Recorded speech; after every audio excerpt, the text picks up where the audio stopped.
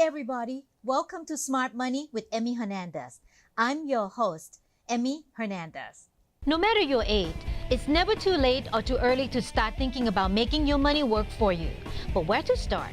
That's why I'm here. I'm excited to lay out some key steps to help you save, grow, and invest your money in the smartest way possible. Tax season will be here before you know it. And today, on Smart Money with Emmy Hernandez, I'm going to help you prepare for that.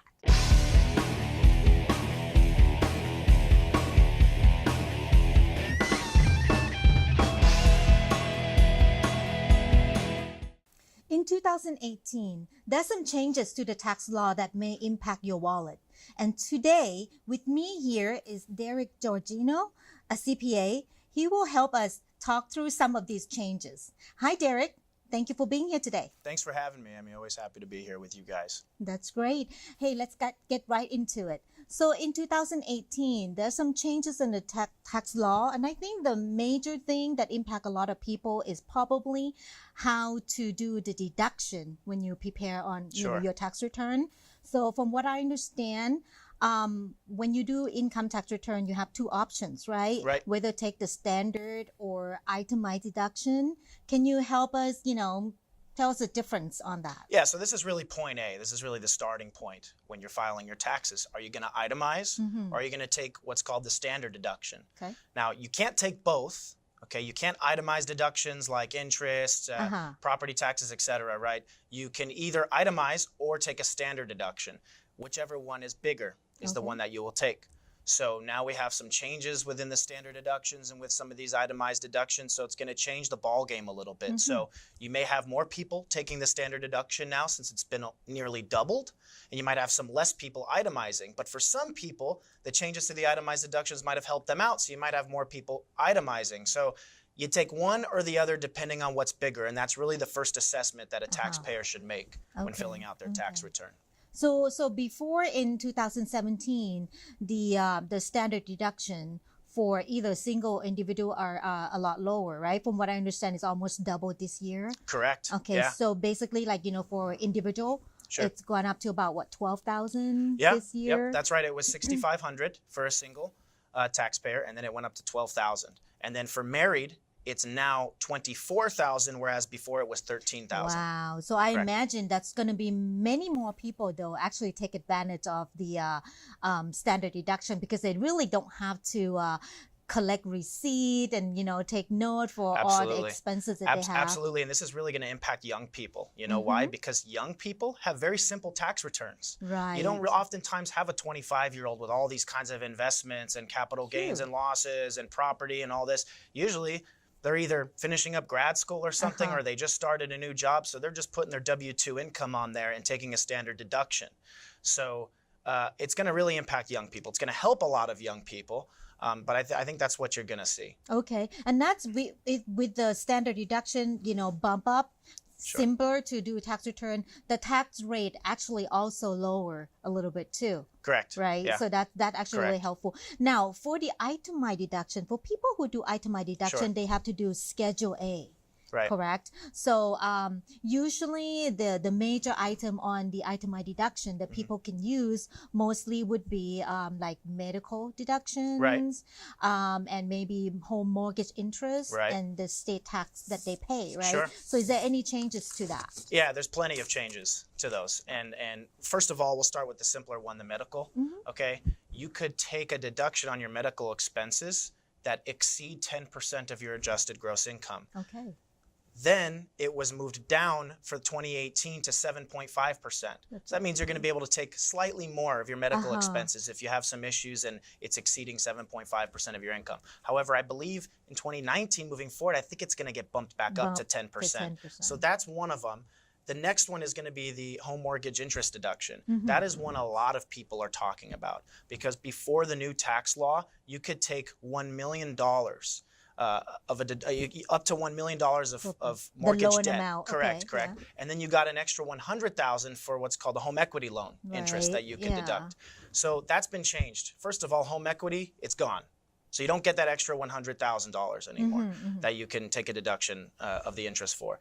it's now brought down to $750,000 of the principal on your mortgage loan. Okay. And that is if you purchased your home between the dates of December 14th, 2017, all the way up to 2026. But don't worry, because if you purchased your house already before that, all right, you're grandfathered in a sense. So you're still going to get that initial $1 million. Okay. You just are still not going to get the home equity portion of $100,000.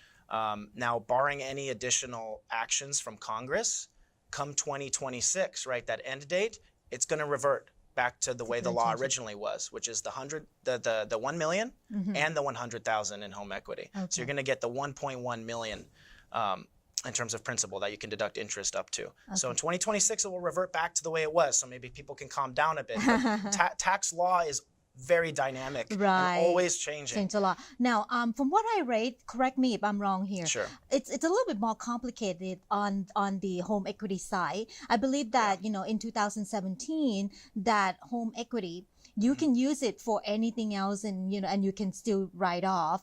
But I think for the newer tax law, from what I read, it's a little bit more complicated. You still can have the home equity. However, in order to write off, it has to qualify as what they call acquisition debt. Sure. Right. And then I think they say that will be acquisition debt if you use the home equity loan to either purchase or substantially improve your resident. Right. So if I use my home equity, if I take home equity and then just redo the entire basement of my house, sure, that's considered as a acquisition debt, right? Yeah, so in that case, I can still actually deduct the interest. Yeah, you would just essentially need to repurpose your home equity loan to kind of fit into the purpose that other 1 million would fall into for the mortgage interest. But that's actually pretty good option to have. That's a workaround. Yeah. Certainly, yeah. Okay. Yeah. So that's what I read. So that's good. So now there's idea for that too. Now, also there's some changes about these write-off for taxes that you pay to state. Sure. State and local taxes. Right. There's a limit for that this coming year, right? So in short, state and local taxes, also known as SALT, S-A-L-T, right? And salt makes your food taste better, right? Right. Okay, a salt deduction leaves a better taste in your mouth when you're done with your tax returns. But they've limited it a bit now. Oh boy. So the entire salt deduction you can take is $10,000, okay? And that includes your property taxes. Okay, that's been lumped in with the SALT deduction, and the SALT deduction is capped at $10,000. So a lot of people are unhappy about that, especially people living in LA and the surrounding suburbs that have very expensive homes that are valued very high and thus have to pay high property taxes. They want to deduct more of that. They won't be able to deduct as much of it. Now, of course, at $10,000, right, your home would have to be pretty expensive to deduct that full amount just in property taxes alone. But again, there are other state and local taxes that compose that $10,000. So they've all been lumped together into one SALT deduction, and your limit is $10,000. Yeah, that's really going to impact a lot of this. What we're talking about here is a federal income tax. So it's actually impact a lot of people who live in high tax state, right? Such as California, New York, because just your income tax that you pay alone for us is like what, 10%? And then you already have like you said, the property taxes could bump up to 10,000 really quickly. So, okay, so that kind of limited the itemized portion of that. Well, hold your thought, because there's some more that we're going to talk about itemization when we come right back. All right.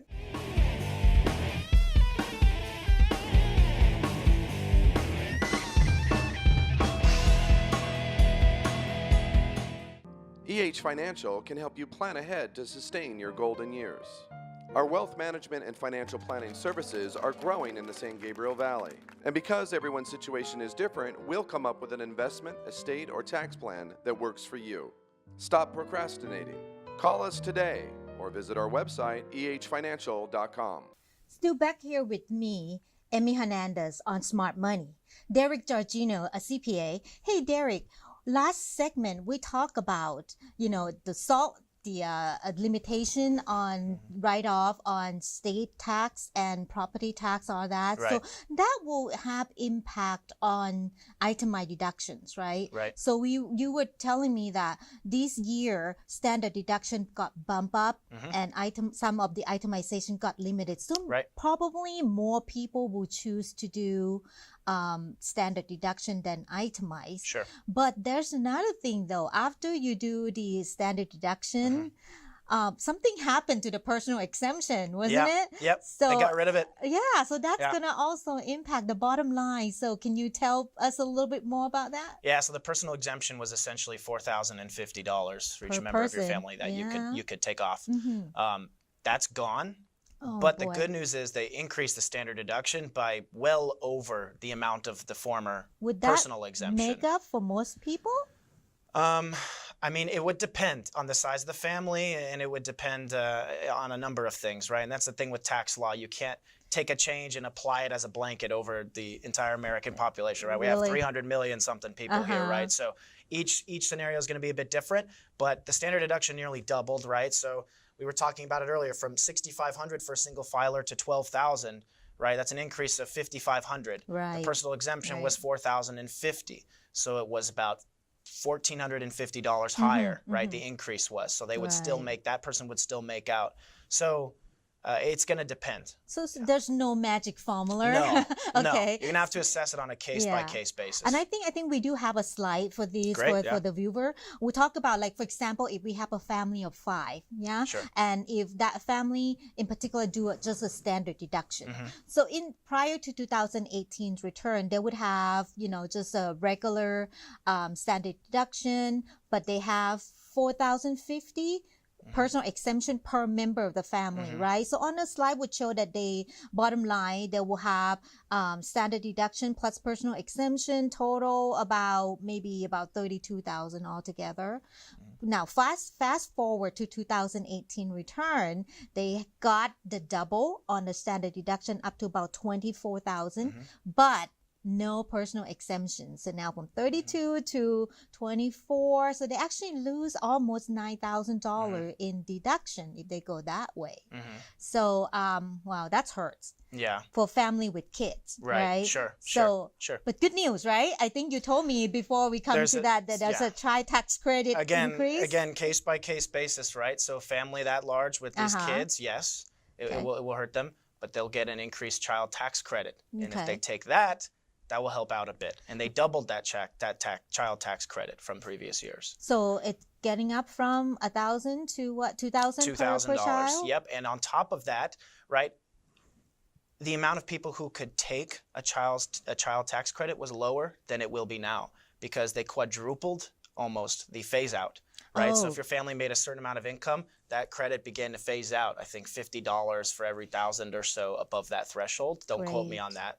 Forbes and other websites, by the way, have great articles on exactly how these phase outs work. So I would check that out if I were your viewers. But they quadrupled the phase outs, which means that way more people are going to be taking these child tax credits because their income is not going to meet that threshold, or it will be barely over. So the credit will barely be phasing out. So that's the good news for some of these families, is most likely they're going to be able to take the child tax credit now at an increased amount of $2,000. Right. So for the same example, family of 5, so we got standard deduction, which is $24,000, right? And then we have child tax credits now is $2,000 per kid. So if you have if you have 3, so that's $6,000. So that will increase 24 plus 6, so that increase it, to about 37,600 something that we have the slide show.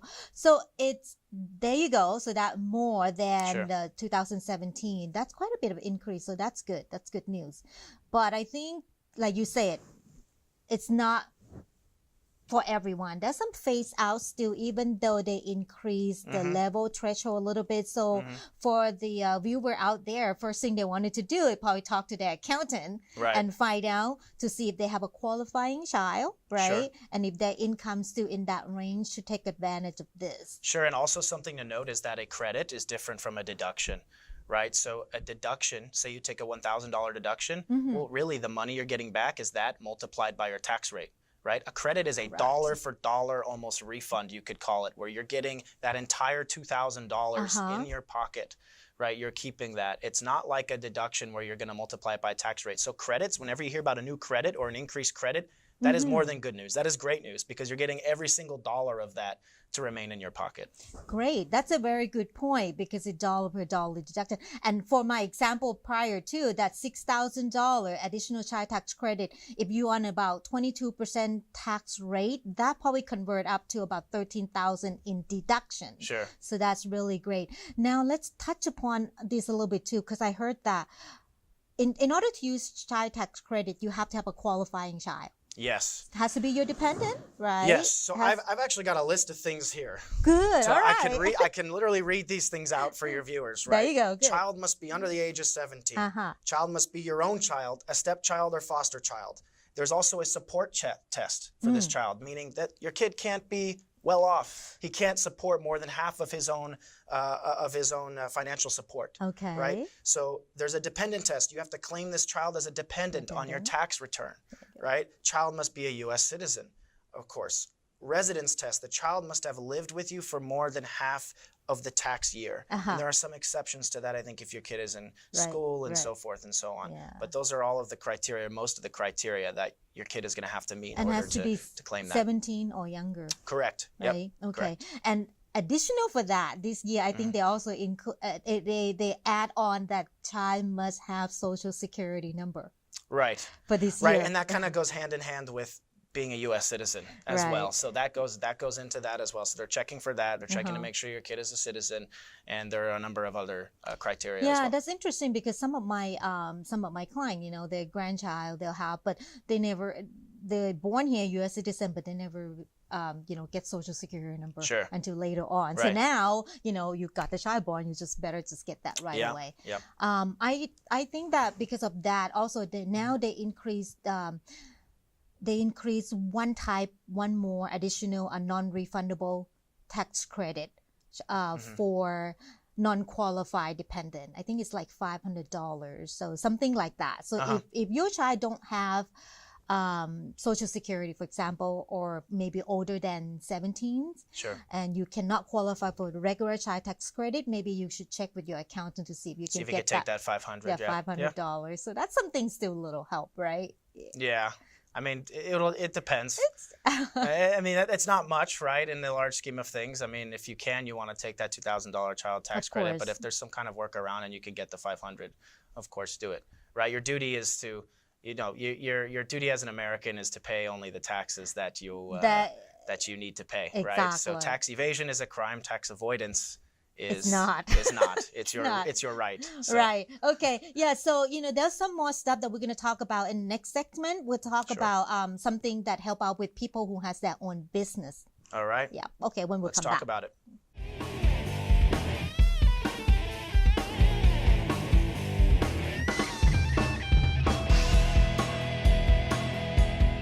Now working in their dream TV careers, and you can too.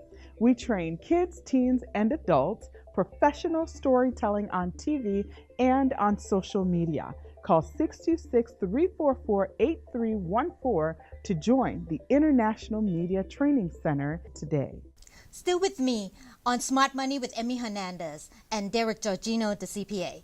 Hey, Derek, we talk about so many things about tax law changes, so let's recap a little bit, okay? So for 2018, when you go see your accountant, you would look at whether standard deduction would be better for you since it's bump up, or still itemized deduction, but you have to be careful with itemized because you said that there's some changes to the SALT, state and local tax deduction. There's some changes to medical expenses deduction and also mortgage interest deductions, right? So some of those, and then be careful because you don't have personal exemptions anymore. If you are in a family with children, you should take a look to see whether you qualify for the extra child tax credit. So those quite so many things to look at it already on a personal basis. Yeah. Yep. And then another thing I heard that if you are self-employed or own a small business, Right. you will have some type of tax benefit this year also, right? So, Yeah, this is new, right? So you're going to be able to take, this is for small businesses that are pass-through, right? And so there's Such as, okay. Yeah, such as, and I have a list here, right? So sole proprietorships, partnerships, S corporations, limited liability companies, or LLCs, okay. limited liability partnerships, LLPs, right? Basically, the only exception here is C corporations. So the vast majority of smaller businesses are pass-through, but sometimes you have small businesses that have incorporated as a C corp for whatever other reasons, legal reasons and otherwise, and so they're not going to be eligible for this because that's not pass-through.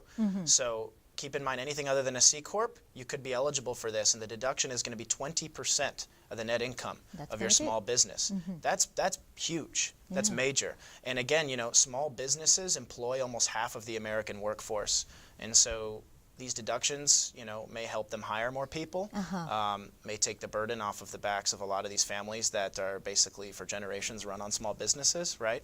And then there are phase-outs, of course, too, right? So there are certain phase-out amounts, I'm not sure off the top of my head, but as you exceed those, then they take into account some other criteria. And those other criteria include things like how much you pay your employees. So once that deduction begins to phase out, they look at the W-2 wages you've paid out to your employees and how much that is, right? The more generous you pay your employees, the better the government rewards you for it. If you don't pay out much, or you only have one employee or two employees and you're not really, you pay them a standard salary, that's where it's going to get a little tricky. Your deduction may not be so high if you have a really successful small business with only a few people running it. So many criteria are going to be considered in regards to how much you pay your employees once you start to get beyond that phase-out threshold. Okay, so the bottom line is this is good news for small business. Right. You can write up to what 20% of the net income after expenses, pretty much. However, you need to again talk to your accountant to see whether your business are set up in the way in order to take advantage of that as a pass-through business, right? And look at the threshold, whether you're going to go over that phase-out limit or not. And again, like you said, how do you pay your employee? There's little, nuances that you must be careful. And this is really go into more of a business planning, right? It does. So you have to kind of like learn a little bit more about how to plan for all these tax write-off that you can take advantage of. So it's a good time to really sit down with your CPA and take a look at all this. Absolutely. And again, if you're a wealthy, successful small business and there's turnover in a year, that can hurt a small business overnight. It can make a difference. And so if you're beyond that threshold and you need to retain talent, right? You're incentivized to do so now, right? Because again, since that deduction is going to be based on a percentage of the W-2 wages you pay your employees, you can increase some of those wages, keep some of your talent, and get some of that money back in the form of this pass-through deduction. So it will, for successful small businesses that have employed individuals and want to keep that talent there, it's going to impact them. It will help you try to retain your good employee as well. So that actually have a good economic impact, right? For these, I mean, you're talking about business. So these tax law changes actually do several things. But before we talk about the impact to the community and stuff like that, I believe you also mentioned to me that you have a little a chart of what the new tax rate would be. Can we talk a little bit about that? Yeah, so the marginal tax rates, right, just on your own income as a single or married filer, and I think in the other groups too, have changed a bit. Gone down? Now they've gone down. The rates have, right? But you're gonna, again, it's a case-by-case basis. You're gonna need to look at exactly how much income you make because the amounts in the brackets, right, have moved, have shifted. That's right. So depending on where you are, right, especially kind of towards the upper middle part of the bracket or upper part of the bracket, some of those taxable income ranges have shifted. So even though the rate is lower at each thing, some of that income may be getting taxed more than it was in prior years. However, the area of the bracket that has not changed is for lower income, $0 to $19,050, right? So that has, or pardon me, actually, the lower two, very little impact, right? So it's even decreased by a little bit. Okay. So But again, you're going to have to look at exactly where you sit, right? And again, it's marginal tax rates.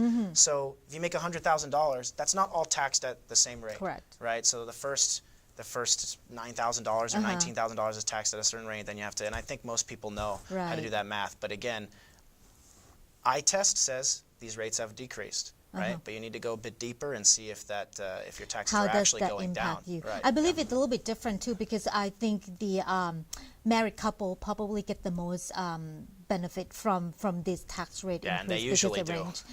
Because for single, I believe the certain bracket, if you are single, it doesn't really change for you, or actually increase a little bit too, depending on where you at. So that's very important. Make sure that you take a look at that, and then and I think for tax planning, you pretty much can't do it in just the last couple months.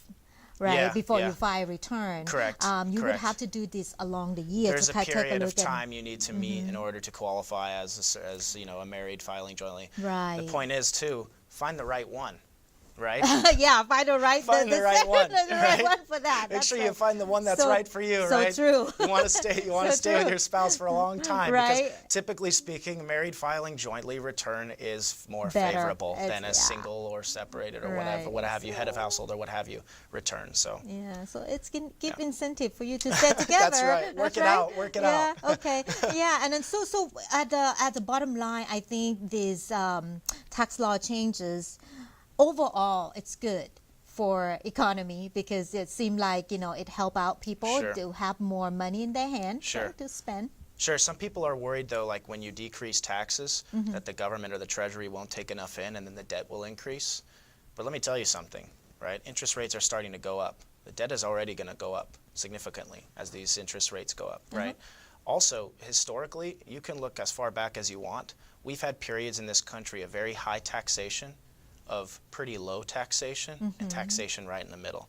But the fact of the matter is that the government's take home of taxes, right, as a percentage of GDP has been relatively the same no matter what. It's actually a very counterintuitive statistic, but you can look at it. The government has taken, as a percentage of GDP, 18 to 20% in taxes, no matter how high our country has been taxed or how low our country has been taxed in the past. So I would worry less about the impact on debt and whether the Treasury is going to take in enough money, and worry more on increasing the pie. So if you're this president and their administration, obviously they felt that some of these tax cuts and that these changes to itemized and standard deductions would increase the pie, right, that the government can take from. Then you're talking about more dollars that the Treasury can take in.